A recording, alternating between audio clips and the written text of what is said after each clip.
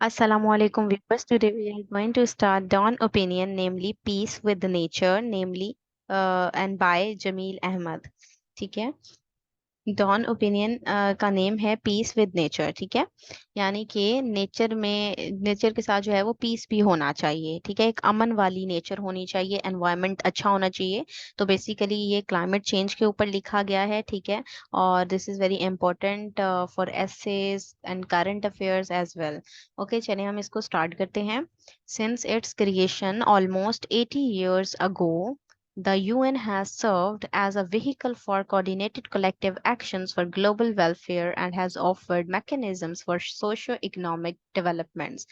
UN के बनने से लेकर अब तक देखा जाए तो 80 years ago भी अगर हम बात करें, ठीक है, since it's creation almost 80 years ago, यहाँ पर बता रहे हैं आपको कि यूएन जो है वो सर्व करता रहा है, एक कोऑर्डिनेटिव कलेक्टिव एक्शन लेता आया है ग्लोबल वेलफेयर के लिए। ठीक है। और मैकेनिज्म भी ऑफर करता आया है सोशो इकोनॉमिक डेवलपमेंट्स के लिए।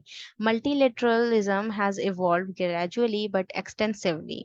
ठीक है। अब देखें तो आहिस्ता आहिस्ता ही मल्टीलेटरलिज्म हमें इवॉल्व होती हुई नजर आती है आई है। ठीक है। With the focus on maintaining peace, अगर हम पीस के ऊपर फोकस करें तो the global body has also come to cover newer issues. तो ग्लोबल बॉडी को न्यूअर इशू के ऊपर भी आना चाहिए, उसको भी जो है देखना चाहिए in the light of increased interdependence. किसकी रोशनी में? जो इंटरडिपेंडेंस इंक्रीज हो रही है उसकी रोशनी में।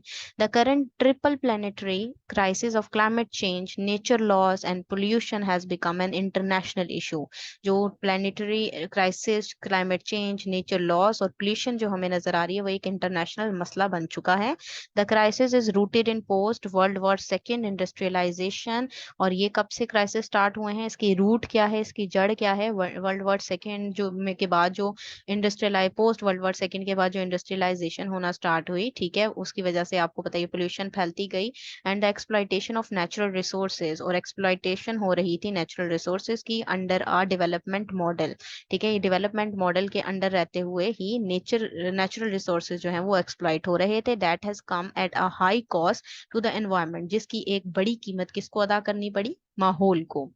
इट इज नो सरप्राइज, इसमें कोई हैरत की बात नहीं, that the world is trapped in a serious situation, कि दुनिया एक सीरियस सिचुएशन के चंगुल में फंस चुकी है, ट्रैप्ड हो चुकी है। Extreme weather events, water shortages, food insecurity, the risk of pandemics and displacement of people due to climate change और worrisome manifestations of the threat to human life.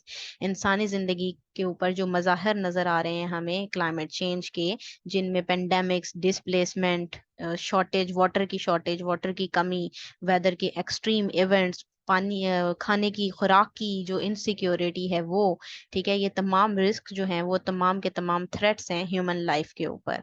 Worrisome manifestations हैं, एक परेशान कुन मज़ाहिर नजर आ रहे हैं। The last few decades have been calamitous in terms of climate change and nature loss. Last few decades बहुत ही ज्यादा तबाहकुन रहे हैं क्लाइमेट चेंज और नेचर लॉस के हवाले से।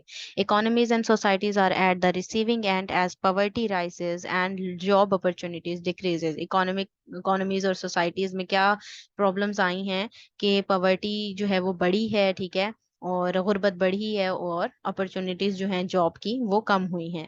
The environmental polycrisis warrants a global response that transcends national boundaries. और नेशनल बाउंड्रीज जो है, ठीक है, उसका ग्लोबल रिस्पांस हमें उसमें देखने को मिला है। जो एनवायरमेंटल पोली क्राइसिस हैं, ठीक है, ये उनके लिए एक वारंट है। While the environment is a global priority, more action is needed। ठीक है, एक ग्लोबल priority है environment और इसके लिए एक बहुत ज्यादा और मजीद एक्शन करने की जरूरत है। Environmental multilateralism is focused on delivering high impact solution। जो environmental multilateralism है वो और ज्यादा high impact जो है वो solutions को डिलीवर कर सकती है अगर इस पे फोकस करे। Building on the merits of existing arrangements and sensing the imperative for urgent action, ठीक है, environmental diplomacy has embraced other stakeholders. ठीक है, एनवायरमेंटल डिप्लोमेसी और अर्जेंट हमारे पास जो एक्शंस हैं, एग्रीमेंट्स हैं, इस ये जो है वो दूसरे स्टेक होल्डर से मिलकर इस चीज को सॉल्व कर सकते हैं। ठीक है। Today representatives of youth, civil society, local authorities, businesses, indigenous communities, international financial institutions and other stakeholders often sit together with the relevant policymakers to discuss climate and environmental issues. अभी जो youth जो है, civil society, local authorities, businesses और indigenous communities हैं, जो स्वदेशी communities हैं, और फाइनेंशियल जो इंस्टीट्यूशंस हैं, ग्लोबल, इंटरनेशनल और स्टेक होल्डर्स, इन ये तो लोग, तमाम लोग इकट्ठे बैठकर जो है वो उन पॉलिसी मेकर्स के साथ, जो कि क्लाइमेट एनवायरमेंटल के हवाले से काफी कुछ जानते हैं, उनके साथ अच्छे तरीके से डिस्कस कर सकते हैं और उसका हल तलाश कर सकते हैं। Inclusivity, transparency and a broad-based consensual approach are featured of this environmental multilateralism। तो इस तरीके से environmental multilateralism कायम होगा, और इस multilateralism के इत्तेफाक राय से जो है वो एक अच्छा फीचर और अच्छी चीज की तरफ अप्रोच हम कर सकते हैं। At a time when other agendas appear to be caught in political log jams, environmental diplomacy has sailed relatively smoothly। ठीक है, जो अगर हम बात करें कि अब जो पॉलिटिकल जो लॉग जैम्स हमें देखने को मिल रहे हैं, एजेंडाज मिल रहे हैं, तो साथ ही साथ हम अगर एनवायरमेंटल डिप्लोमेसी की बात करें, तो एनवायरमेंटल डिप्लोमेसी एक बहुत ही आहिस्ता रफ्तार में सेल कर रही है, चल रही है। ठीक है, producing elaborate international institutions and policy frameworks over the last 5 decades. ठीक है, लास्ट 5 डिकेड से हम उसको देख सकते हैं, एलेबोरेट कर सकते हैं। इन 1972 the UN conference on human environment established UNEP, the main environment authority in UN system, जो मेन अथॉरिटी है यूएन सिस्टम में। ठीक है, उसने UN conference human environment establish की थी 1972 में। Several global environmental policy instruments were adopted, और उसमें बहुत से जो हैं वो ग्लोबल एनवायरमेंटल पॉलिसी इंस्ट्रूमेंट्स भी अडॉप्ट किए गए। These include the 1985 Ozone Treaty, which has contributed to the repair of the ozone layer। उसमें 1985 के ओजोन ट्रीटी थी, जिसमें ओजोन लेयर की रिपेयर करने के लिए कंट्रीब्यूट करती थी, जो उसके लिए बनाई गई थी। The conventions on climate change, biodiversity and desertification that emerge from 1992। ठीक है, और क्लाइमेट चेंज, बायोडाइवर्सिटी और डेजर्टिफिकेशन के हवाले से जो बनाई गई 1992 में। Earth summit at Rio, agreement on hazardous waste and chemical etcetera. ये भी तमाम चीजें, ये तमाम इकदाम उठाए गए थे जो 1992 में हुए। The Rio plus 20 summit in 2012। ठीक है, और रियो प्लस 20 समिट कब हुई? 2012 में। Refresh the environmental authorities mandate, इसने इन अथॉरिटी के मैंडेट को रिफ्रेश किया एनवायरमेंट के हवाले से। And the following year the general assembly upgraded it's 58 members governing council that became the UN environmental assembly. अब एनवायरमेंटल यूएन असेंबली जो है, उसके अंदर 58 जो मेंबर्स हैं, उन उसको और ज्यादा जो है वो अपग्रेड कर दिया गया है। Scientific bodies were founded for evidence-based research, knowledge generation, and knowledge sharing by IPCC, IPBES, UNEP, WMO, FAO, and others have underpinned policy making। ठीक है, और ये तमाम जो हैं, तमाम की तमाम बॉडीज जो हैं वो रिसर्च में हैं, और क्लाइमेट चेंज के हवाले से काफी जो है वो अंडरपिन कर रही हैं पॉलिसी मेकिंग में। Most states have signed and ratified environmental conventions and treaties, converting them into national laws and action plans। ठीक है, बहुत सी स्टेट्स जो है वो साइन कर रही हैं, रेटिफाई कर रही हैं environmental conventions and treaties को।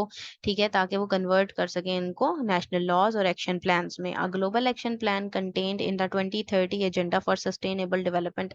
ठीक है, और जो हम ग्लोबल एक्शन प्लान की बात करें, तो वो 2030 एजेंडा है किस चीज़ का? सस्टेनेबल डेवलपमेंट जो गोल्स हैं उनके। एनकैप्सुलेट्स अपने अहाते में लिए हुए हैं क्लाइमेट को एंड एनवायरनमेंट को as an interlink subject across all sustainable development goals. यानी सस्टेनेबल डेवलपमेंट गोल का मेन जो थीम है, या आप कहें कि टारगेट में जो है वो एनवायरनमेंट भी है, क्लाइमेट और एनवायरनमेंट भी शामिल है उसमें।